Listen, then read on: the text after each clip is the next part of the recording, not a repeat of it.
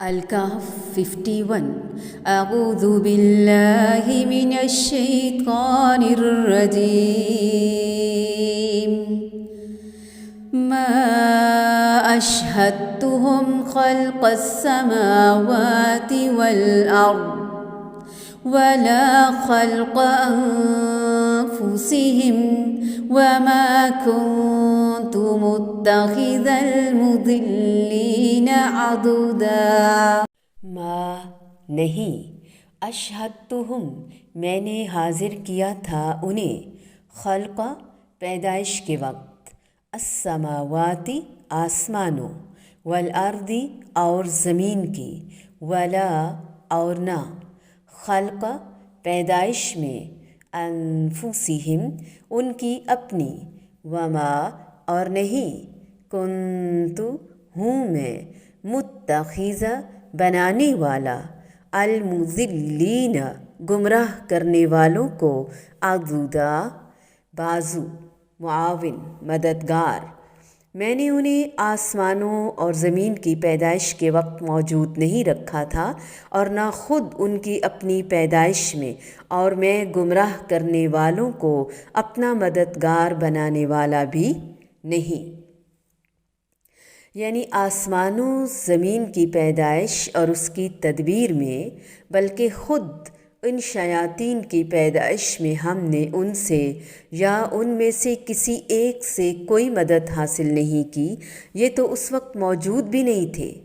پھر تم اس شیطان اور اس کی ذات کی پوجا، ان کی اطاعت کیوں کرتے ہو، اور میری عبادت اور اطاعت سے تمہیں گریز کیوں ہے، جب کہ یہ مخلوق ہیں اور میں ان سب کا خالق.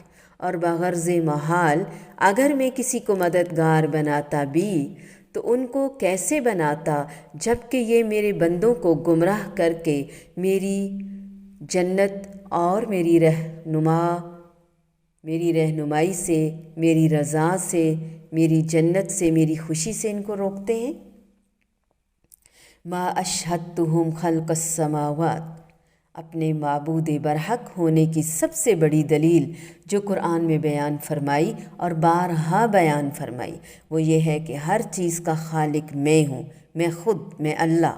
میرے سوا کوئی مکھی بھی پیدا نہیں کر سکتا. تو جو میری بندگی اور دوستی چھوڑ کر مخلوق کی بندگی اور دوستی کرے، اور کیوں کرے وہ. سورۃ النحل، سورۃ الرعد، لقمان، سورۃ فاطر اور احقاف میں اللہ رب العزت نے یہ بات بار بار بتائی. فرمایا جب کہ میں نے زمین اور آسمان کو پیدا کیا تو ان شیاطین کا کوئی وجود تک نہ تھا، تو وہ ان کے بنانے میں میرے شریک ہوتے اور نہ میں نے انہیں ان کی پیدائش میں شریک کیا.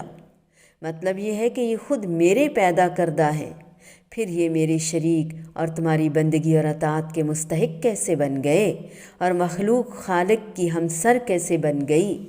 اللہ رب العزت کی بڑائی حق کے ساتھ بیان کی نہیں ہم نے، سمجھی نہیں ہمارے دل نے رب کو بڑا مانا ہوتا تو آج ہم اتنے گرے ہوئے نہ ہوتے، آج ہم مشکل میں نہ ہوتے. وما کنت متخذ المضلین عضدا. نہ میں نے کسی بھی مخلوق سے پیدا کرنے میں کوئی مشورہ یا مدد لی، اور نہ میں کبھی اس طرح کے شریروں اور نافرمانوں کو جن کا کام دوسروں کو گمراہ کرنا، شرارت پھیلانا، اپنا بازو یعنی مددگار بنانے والا کبھی نہ تھا. میں نے کسی کی بھی مدد یا مشورے کے بغیر اپنی مرضی کے مطابق ساری مخلوق پیدا کی. گویا المضلین پر الف لام عہد کا ہے. مراد شیطان اور اس کی اولاد. اس کی ہم معنی آیت سورۃ سبا 22 اور 23. وَيَوْمَ يَقُولُ نَادُوا شُرَكَاءَ. انشاءاللہ آگے بھی ہم یہی مضمون کنٹینیو رہے گا. اللہ ہماری مدد فرمائے ان آیات کو حق کے ساتھ سمجھنے میں. آمین.